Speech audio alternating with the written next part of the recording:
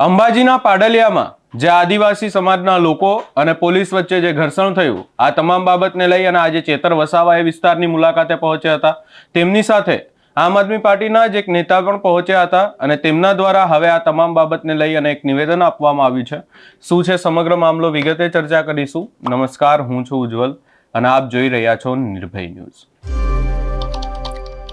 અંબાજીમાં જે આખી ઘટના ઘટી, આ ઘટના બાદ આપણે જોયું કે અનેક નિવેદનો સામે આવ્યા. ભાજપના નેતાઓ પણ એ વિસ્તારની મુલાકાતે પહોંચ્યા, એની સામે કોંગ્રેસના નેતાઓ પણ પહોંચ્યા હતા. પરંતુ હવે આ આખી બાબતને લઈ અને ચેતર વસાવા પણ મેદાને આવ્યા છે. તેમની સાથે આમ આદમી પાર્ટીના વધુ એક નેતા યુવરાજસિંહ એ ઘટના સ્થળે પહોંચ્યા હતા અને ત્યારબાદ આ તમામ ઘટનાને લઈ અને તેમના દ્વારા શું નિવેદન આપવામાં આવ્યું, સૌપ્રથમ એ સાંભળી લઈએ.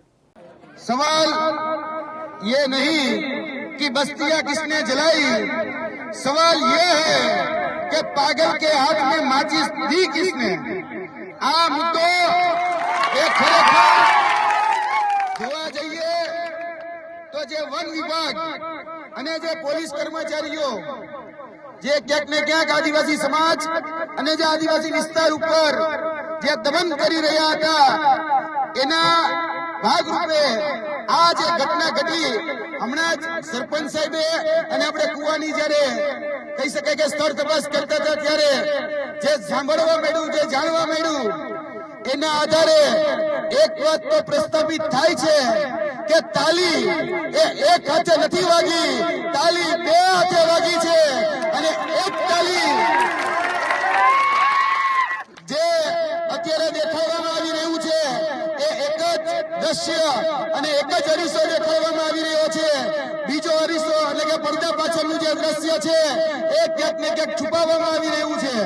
જે રીતે આદરણીય સરપંચ સાહેબે જે રીતે વાત કરી કે અહીંયા જયારે કુવો ખોદાતો હતો ત્યારે જે વિધવા બેન તેમના પતિશ્રી હતા એ જયારે કુવામાં કામ કરતા હતા ત્યારે એમનું એમાં દેહાંત થયેલું અને ત્યારબાદ આ જે કુવો છે એ કુવાનો દ્રશ્ય પણ અત્યારે અમે નિશાળ્યા. એ બાબત એ વાત ઉપરથી અહીંયા જે કહી શકાય કે આદિવાસી સમાજ અને આદિવાસી વિસ્તાર ઉપર જે રીતે વન વિભાગ, પોલીસ વિભાગ અને તંત્ર નો જે ડોળો આ જમીન ઉપર, આ જંગલ ઉપર અને આપણી જે સંપદા આ જમીન નીચે જે આવેલી છે એના ઉપર આવેલો છે, એટલે ક્યાંક ને ક્યાંક દમન કરી આ રીતે પડાવી લેવાના ભાગરૂપે ક્યાંક ને ક્યાંક હેરાન પરેશાન અને નડગત કરવામાં આવે છે. મેં તમને પહેલા કહ્યું એમ કે તાલી એક હાથે નથી વાગી, તાલી બે હાથે વાગી છે. જે પણ અહીંયાથી દ્રશ્યો જે સામે આવ્યા તે દ્રશ્યો ઘણા છુપાવવામાં આવી રહ્યા હતા. પોલીસ વિભાગ એક તરફી જ અત્યારે વર્ઝન આપી રહ્યું હતું. પોલીસ વિભાગના કે પછી વહીવટી તંત્રના જે પણ કર્મચારીઓને ઈજા પહોંચી તો ત્યાં સુધી અહીંના નેતાઓ, અહીંનું પ્રશાસન, અહીંનું વહીવટી તંત્ર એ બધું પહોંચી જાય છે. પણ આદિવાસી સમાજના આપણા 15 બાળકો, 15 યુવાનો ને ઈજા પહોંચી તો કોઈ ખબર અંતર પૂછવા નથી આવતા. આ છે વાસ્તવિકતા, આ છે પડદા પાછળનું દ્રશ્ય. પેલા આ જગ્યા ઉપર, જે જગ્યા ઉપર અમે ઉભા છીએ ત્યાં જે રીતે સરપંચ સાહેબે વાત કરી, જે રીતે ગ્રામજનોએ વાત કરી કે પોલીસે પેલા વેલા અહીંયા આદિવાસી સમાજના બાળકોને દોડાવીને માર્યા છે, આદિવાસી સમાજને હેરાન કર્યો છે. આદિવાસી સમાજે સ્વરક્ષામાં છેલ્લે કાંઈ ન વધે ત્યારે એ ક્યાંક ને ક્યાંક જે વસ્તુ મળી એનાથી પોતાનો સ્વ બચાવ કરેલો છે. બાકી આ ઘટનાને જે રીતે રૂપ આપવામાં આવી રહ્યું છે એ રૂપ બહુ ખતરનાક છે. જે કહેવામાં આવી રહ્યું છે કે આદિવાસી સમાજે હિંસા કરી, તો આપણે પૂછવા માંગીએ છીએ ગ્રામજનોને કે આદિવાસી સમાજ ક્યારે હિંસા કરી શકે ખરી? ક્યારે હથિયાર હાથમાં લઈ શકે ખરી? એ તો ભાઈ તમે છંછેડ્યા, હવે તમે જો છંછેડો પણ છોડવાના કોઈ જ ન આવે, એટલે છંછેડવા નહીં. મહેરબાની કરી આદિવાસી સમાજ એ શાંત બેઠો છે. આદિવાસી સમાજ લાગણીશીલ છે.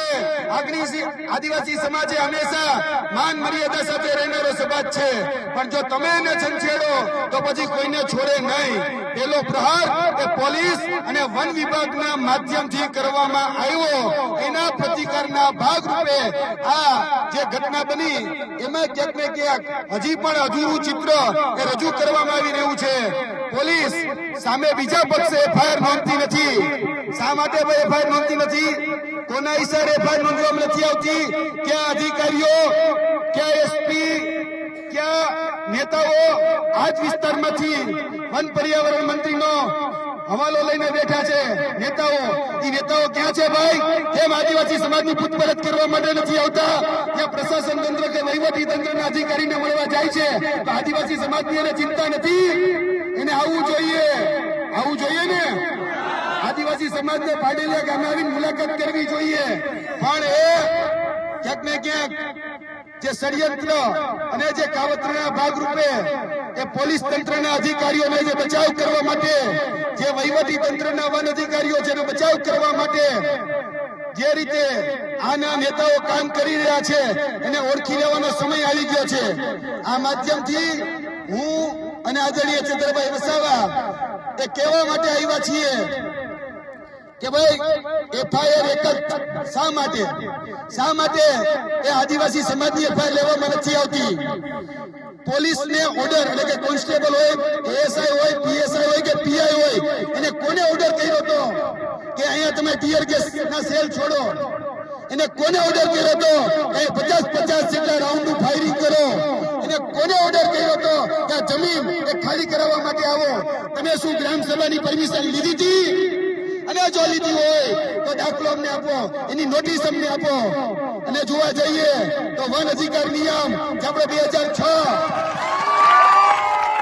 આપણે કોઈ નોટિસ લેવાની જરૂર હોતી નથી.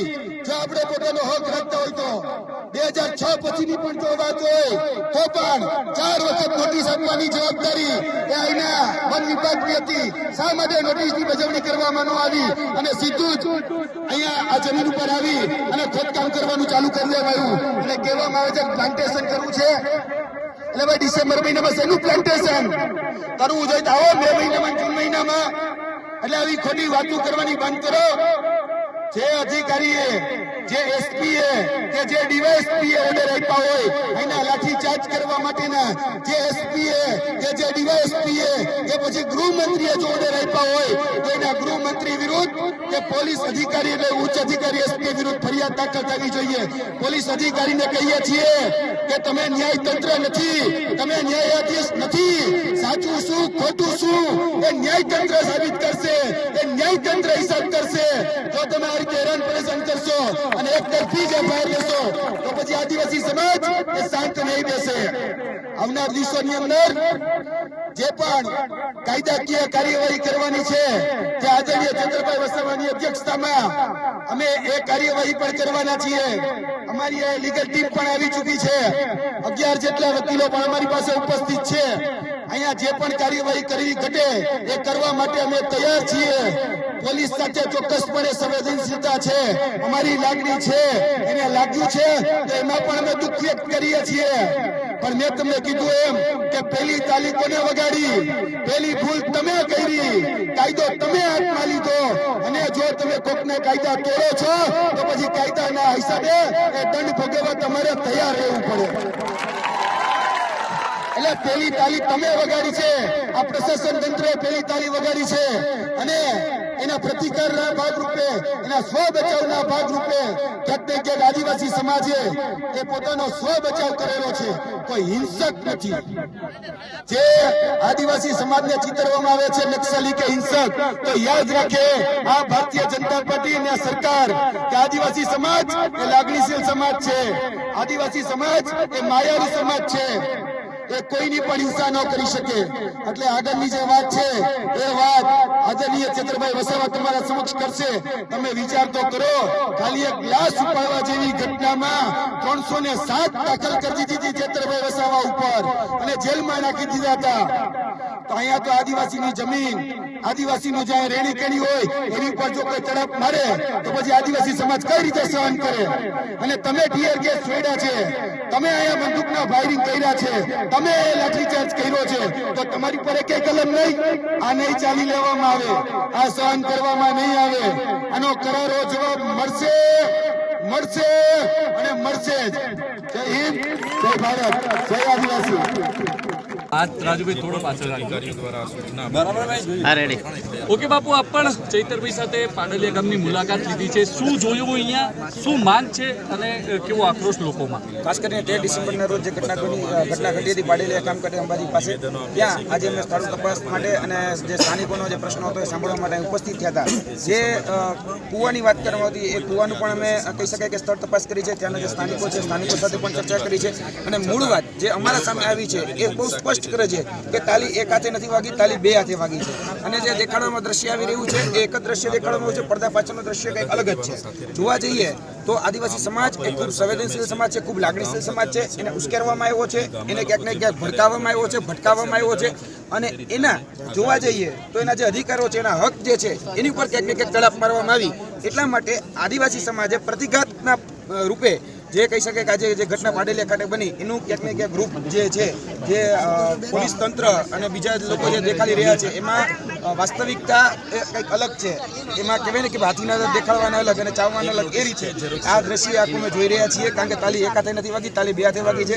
પરંતુ ફરિયાદ જે છે એ એક પક્ષી લેવાની છે, બીજી પક્ષે ફરિયાદ લેવામાં નથી આવી. અમે આ માધ્યમથી સરકારશ્રીને કહેવા માંગીએ છીએ કે તમે જે રીતે પોલીસ તંત્રની ફરિયાદ લીધી છે તો એ રીતે આદિવાસી સમાજ અને પાડલિયા ગામની જે ઘટના છે એની પણ ફરિયાદ લેવામાં આવે. કારણ કે એ લોકો પણ પીડિત છે, એની પણ સાર સંભાળ લેવામાં આવે. હજી સુધી જે મંત્રીઓ, તંત્રીઓ, સંત્રીઓ જે મુલાકાત રહ્યા છે એ પોલીસ અધિકારીઓ અને જે કહી શકાય કે વનરક્ષકના જે મિત્રો છે એની પૂછપરછ કરી રહ્યા છે. કેમ ભાઈ આદિવાસી સમાજની પૂછપરછ કરવામાં નથી, કેમ ભાઈ આદિવાસી સમાજની કહી શકાય કે ખેર લેવામાં નથી આવતી.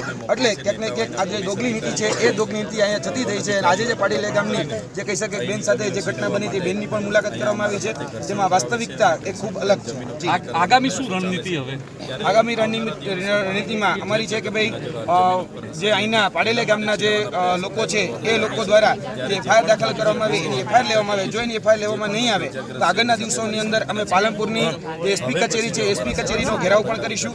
જો એસપી સુધી અમારી વાત કદાચ માનવામાં નહીં આવે તો ગાંધીનગરની વિધાનસભાનો ઘેરાવા સુધી અમારી સંપૂર્ણ તૈયારી છે. વાત બીજી અમારી માંગણી એ પણ છે કે આ જે એફઆઈઆર થઈ છે અત્યારે જે વર્તમાનમાં એ એફઆઈઆર ક્યાંક ને ક્યાંક ફેબ્રિકેટેડ એફઆઈઆર છે. ક્યાંક ને ક્યાંક આદિવાસી સમાજને ટાર્ગેટ કરી અને આ એફઆઈઆર નોંધવામાં આવી છે. અમારી સ્પષ્ટ માંગણી છે આ એફઆઈઆર રદ કરવામાં આવે. જો રદ કરવામાં નહીં આવે તો પણ જે રીતે આદિવાસી સમાજને કહી શકાય કે જે રીતે છંછેડવામાં આવ્યો છે તો આદિવાસી સમાજ પણ એ આગળના દિવસોમાં આનો ક્યાંક ને ક્યાંક પ્રત્યાઘાત આપશે. એટલે કે આ આખી ઘટનાને લઈ અને ચર્ચા કરવામાં આવી. આખી ઘટનાને લઈને જો ચર્ચા કરવામાં આવે અને યુવરાજસિંહ દ્વારા અહીંયા સ્પષ્ટ કહેવામાં આવ્યું છે કે આખી ઘટનામાં જે પણ કાર્યવાહી કરવામાં આવી એ ક્યાંક ને ક્યાંક આદિવાસી સમાજને ટાર્ગેટ બનાવીને કરવામાં આવી હોય એવું લાગી રહ્યું છે. કારણ કે જો કાર્યવાહીની વાત કરવામાં આવે અને એફઆઈઆર નોંધવાની વાત કરવામાં આવે તો માત્ર ને માત્ર આદિવાસી સમાજના લોકોની સામે જ એફઆઈઆર નોંધવામાં આવી છે. એની સામે પોલીસની સામે કે કોઈ પણ કાર્યવાહી નથી કરવામાં આવી. એ વાતને લઈને પણ યુવરાજસિંહ દ્વારા નિવેદન આપવામાં આવ્યું. વધુમાં તેમના દ્વારા કહેવામાં આવ્યું કે આખી ઘટનામાં ક્યાંક ને ક્યાંક આદિવાસી સમાજના લોકોને ટાર્ગેટ કરવામાં આવ્યા છે. વધુમાં કહેવામાં આવ્યું છે કે જે પણ એફઆઈઆર તેમની સામે કરવામાં આવી છે એફઆઈઆર રદ કરવામાં આવે, નહીં તો આગામી સમયમાં આ તમામ બાબતને લઈ અને ક્યાંક ને ક્યાંક ઉગ્ર વિરોધ કરવામાં આવશે. આના પહેલા આપણે જોયું હતું કે કોંગ્રેસના નેતાઓ ત્યાં પહોંચ્યા હતા, ભાજપના નેતાઓ પહોંચ્યા હતા, તમામ લોકો મેદાને આવ્યા. ક્યાંક ને ક્યાંક ભાજપનો એવો પ્રયાસ હતો કે તંત્રનો બચાવ કરવામાં આવે આખી ઘટનામાં. એની સામે કોંગ્રેસના નેતા આક્રમક બન્યા હતા. પરંતુ હવે આ આખી ઘટનામાં આમ આદમી પાર્ટીની પણ એન્ટ્રી થઈ ગઈ છે. એન્ટ્રી થઈ છે ચેતર વસાવાની. અને આદિવાસી સમાજમાં એમ પણ લોકો ચેતર વસાવાનું આપણે જોયું છે, છેલ્લા કેટલા સમયથી જોઈએ પણ છે કે ચેતર વસાવાનું આદિવાસી સમાજના લોકો માનતા હોય છે. એટલે કે હવે આ આખી બાબતને લઈ અને ચેતર વસાવા પણ લડી લેવાના મૂડમાં છે, આમ આદમી પાર્ટી પણ લડી લેવાના મૂડમાં છે. આ સમગ્ર બાબતે આપનું શું અભિપ્રાય છે અમને કમેન્ટ કરી જરૂર જણાવશો. અમારી ચેનલ નિર્ભય ન્યૂઝને લાઇક, શેર, સબસ્ક્રાઇબ કરવાનું ભૂલશો નહીં.